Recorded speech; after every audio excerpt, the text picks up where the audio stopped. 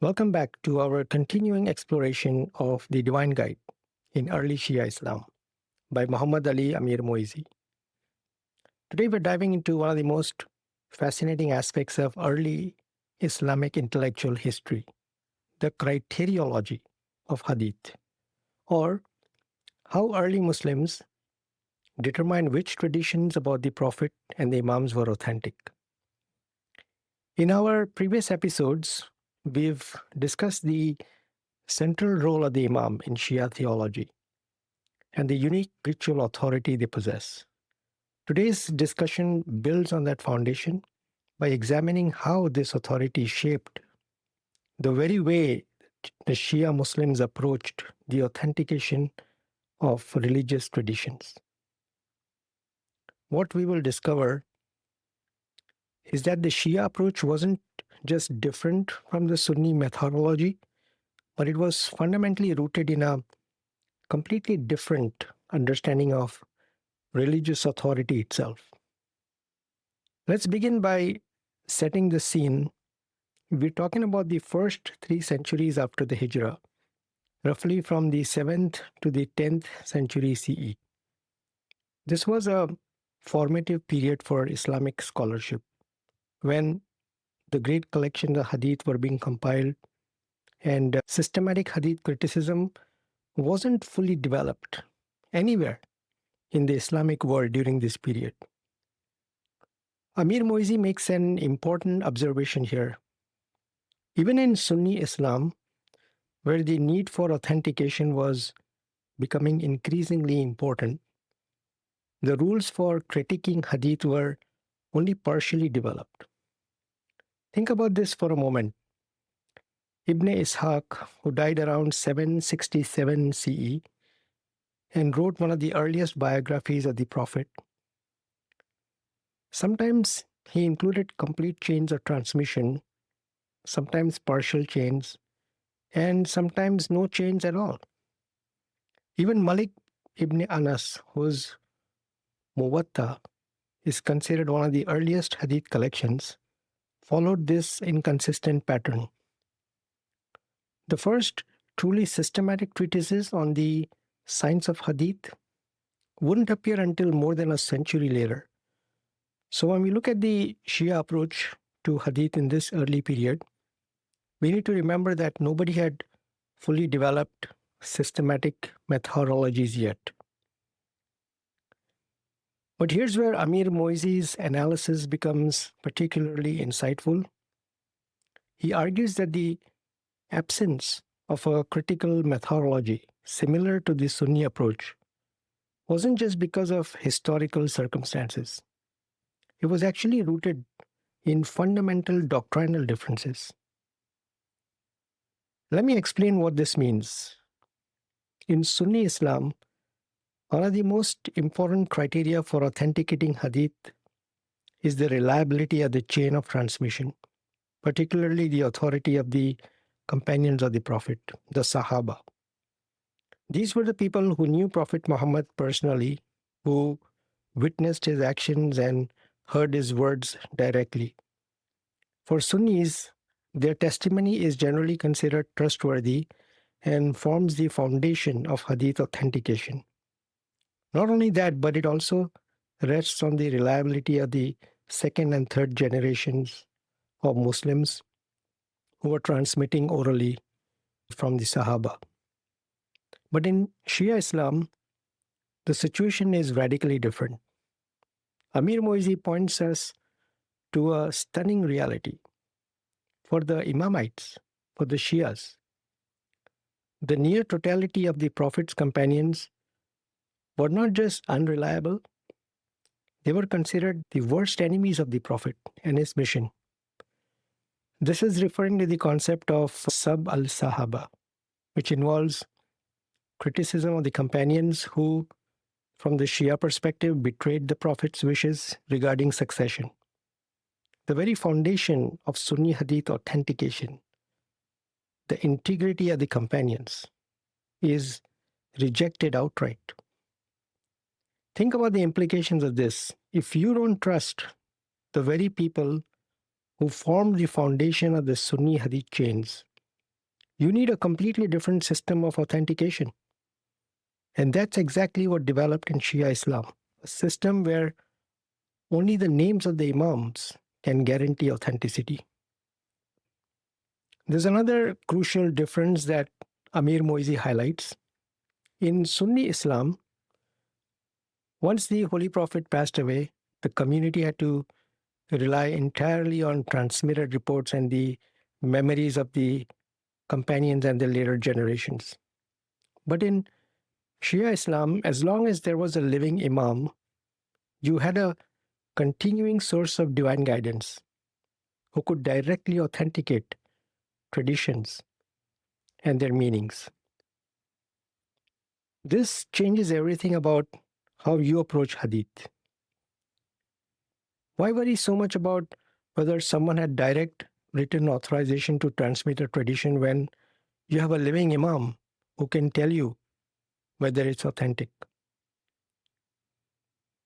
The technical importance of the isnad, the chain of transmission, naturally diminishes when you have this kind of living authority. And there's also the fascinating principle of the fundamental identity of the teachings of all the Imams. Amir-Moezzi notes that an Imam might actually ask his disciples to transmit his traditions in the name of one of his predecessors. And this would be unthinkable in Sunni Hadith methodology, but it makes perfect sense within the Shia theological framework. And this also makes sense when you understand that from the Shia perspective, all the Imams share the same divine light and knowledge.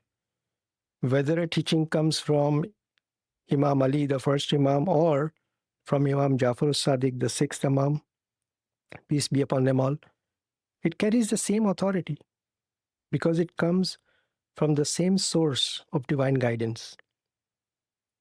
Amir-Moezzi then shares a fascinating tradition attributed to Imam Ali, the first Imam, alayhi salam, that categorizes transmitters into 4 types. This is really a brilliant taxonomy that helps us understand the different ways traditions can become corrupted. So Imam Ali says, first there is the munafiq, the hypocrite who deliberately makes up or distorts traditions to cause trouble. This is intentional corruption with malicious intent. Second, there is the wahim, someone who is in error without knowing it. This person has good intentions but simply doesn't understand the reality of the teaching, and they're spreading mistakes unconsciously. Third, there's the person who doesn't understand the principle of abrogation. They don't know which teachings have been superseded by later revelations or instructions. And this is a more technical form of error. And finally, there is the perfect transmitter. And essentially, this is the Imams themselves,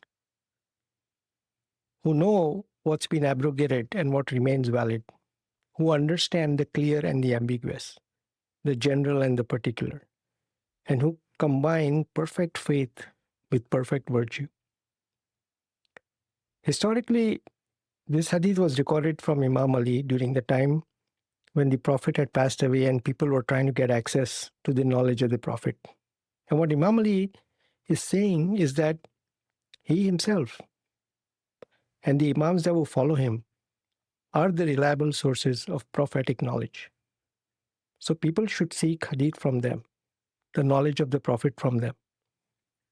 This categorization helps explain why the Imams were hostile towards what Amir-Moezzi calls professional transmitters, the preachers, the collectors of hadith, and the public storytellers.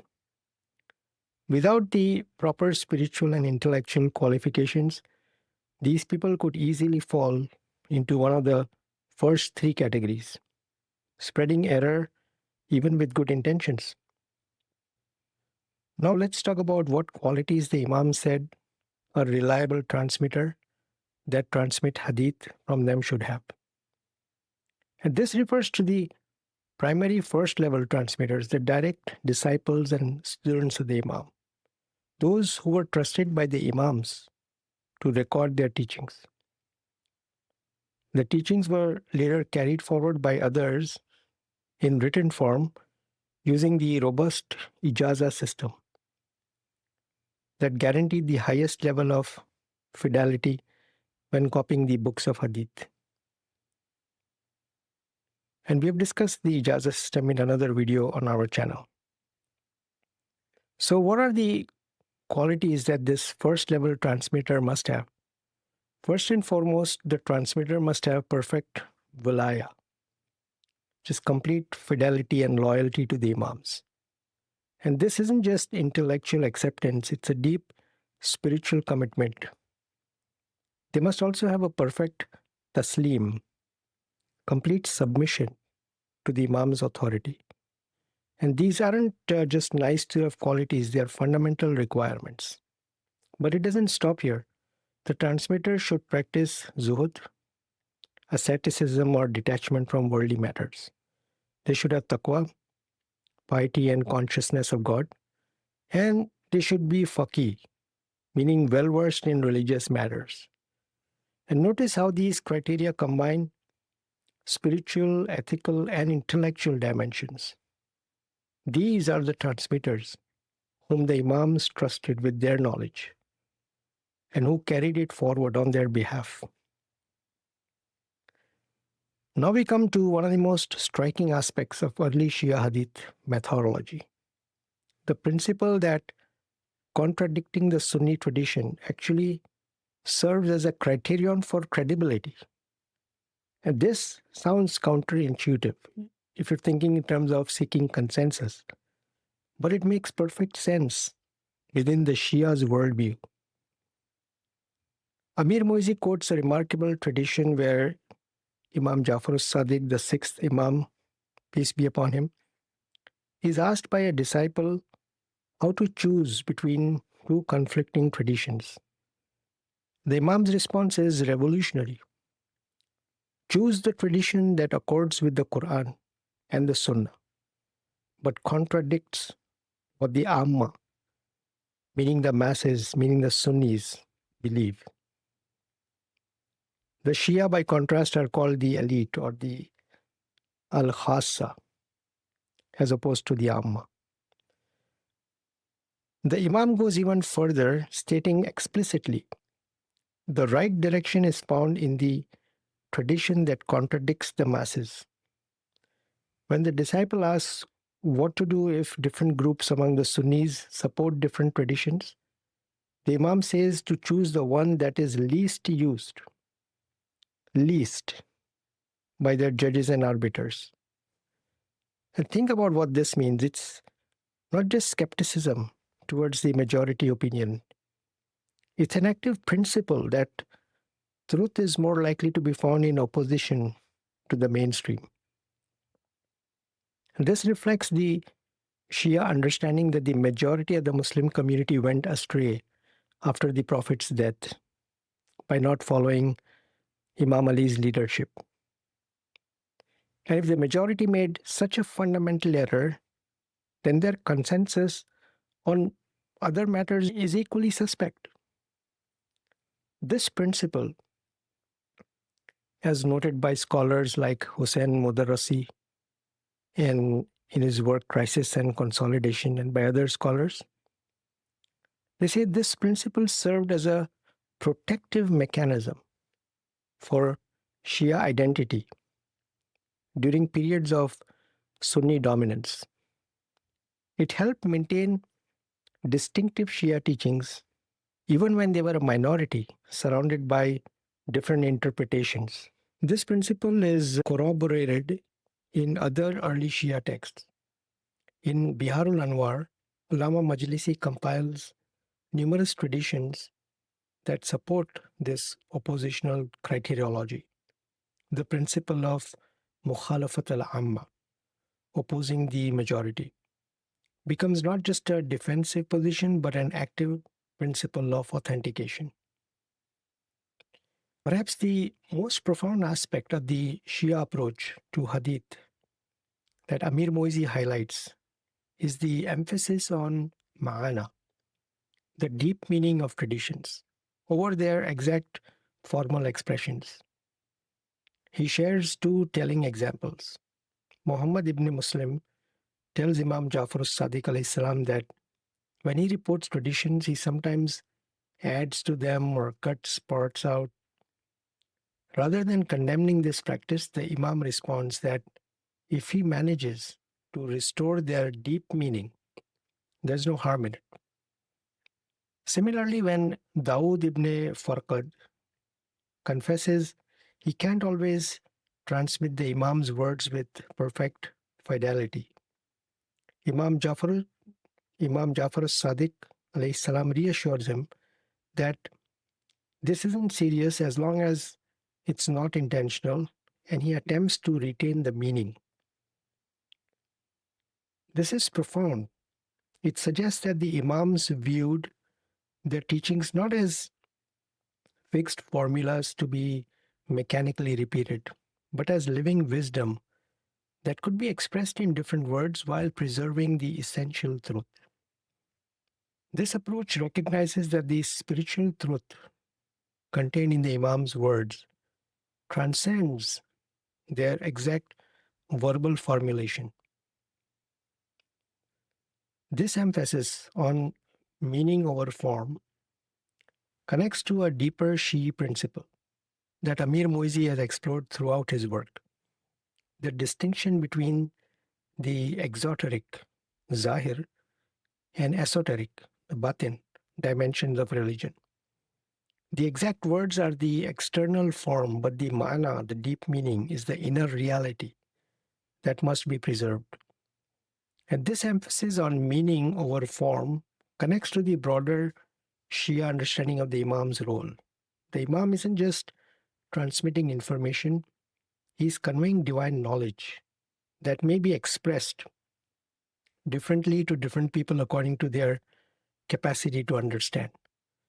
And the Imam might explain the same truth in various ways using different words or examples, but the essential meaning remains constant. This epistemology was centered on the figure of the Imam as the living embodiment of divine guidance. The Imam wasn't merely a political leader or even just a learned scholar. He was the guarantor of authentic knowledge, the preserver of the true meaning of revelation that might otherwise be lost or distorted.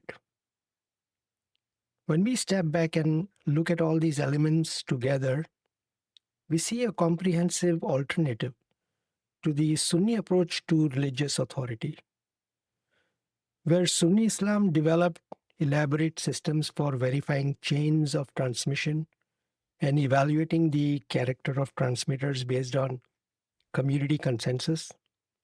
Shia Islam centered everything on the authority of the Imams.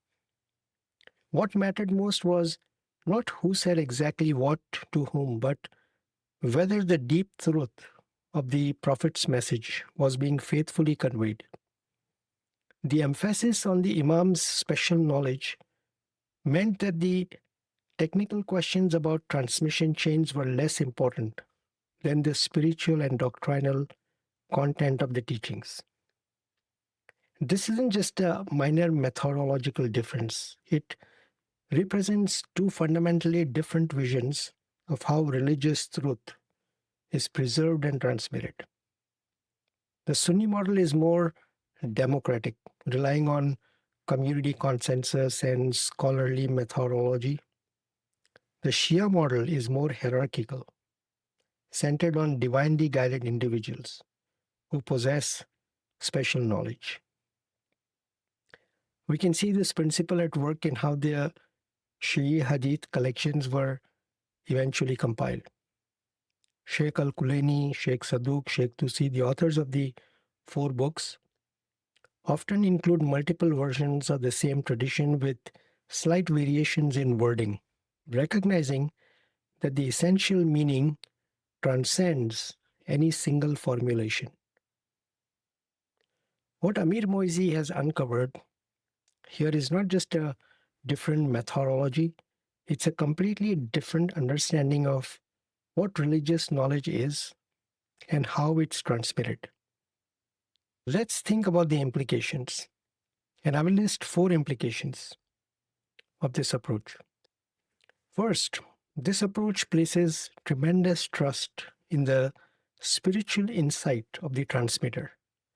It's not just about mechanical accuracy, but about understanding and conveying truth. And this requires a level of spiritual development that goes far beyond just technical skills. Second, it suggests that the Shia community saw itself as preserving not just texts, but living wisdom. The Imam's teachings weren't museum pieces or relics to be preserved unchanged, but they were living guidance that could be expressed in ways appropriate to the understanding of the audience. Third, the oppositional criterion. It reveals how the Shia community understood its own identity, not just as a different school of thought, but as the preservers of truth against a majority that had gone astray. This isn't just sectarian prejudice, it's a fundamental epistemological position about where truth is to be found. Fourth, the emphasis on the Imam's authority over technical chains of transmission reflects the Shia belief in the Imamat itself. The Imam isn't just a political leader or just a religious scholar. He is the divinely appointed guardian of truth, whose very presence guarantees authenticity. Concluding thoughts. What we've explored today reveals how the Shia approach to Hadith authentication in the early Islamic period was fundamentally shaped by the doctrine of the Imamat, with a very different approach to religious knowledge than that which developed in mainstream Sunni Islam.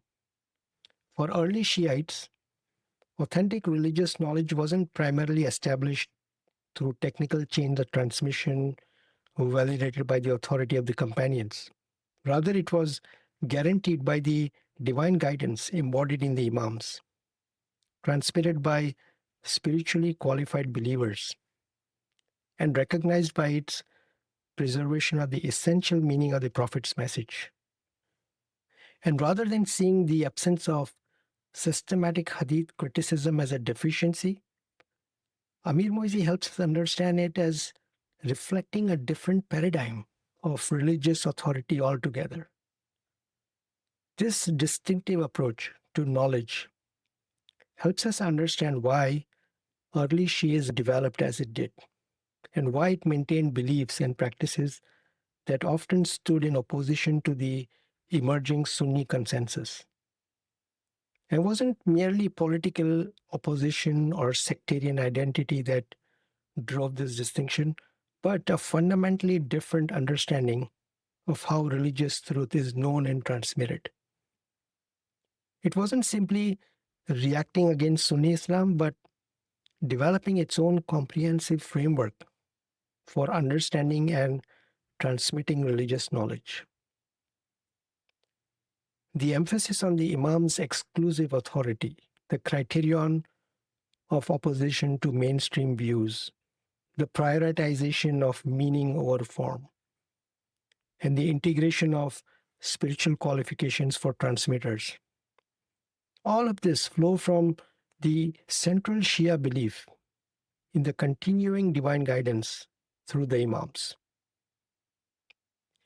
In our next episode, we will continue exploring Amir-Moezzi's insights as we delve into how these principles of authentication relate to the esoteric and the exoteric dimensions of the Imam's teachings.